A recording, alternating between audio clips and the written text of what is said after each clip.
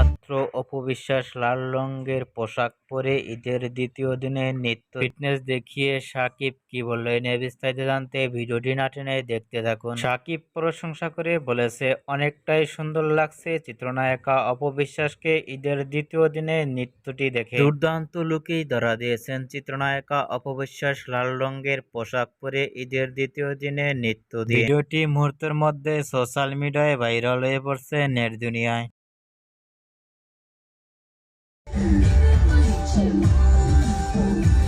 অপবিশ্বাস লাল রঙের পোশাক পরে ঈদের দ্বিতীয় দিনে নৃত্য দিয়ে লুক ও ফিটনেস দেখে আপনাদের কি মতামত নিচে কমেন্ট বক্সে জানিয়ে দিন। তো নতুন ভিডিও পেতে চ্যানেলটি সাবস্ক্রাইব করে পাশে থাকা বেলটি বাজিয়ে দিন। পুরো ভিডিওটি উপভোগ করার জন্য অসংখ্য ধন্যবাদ।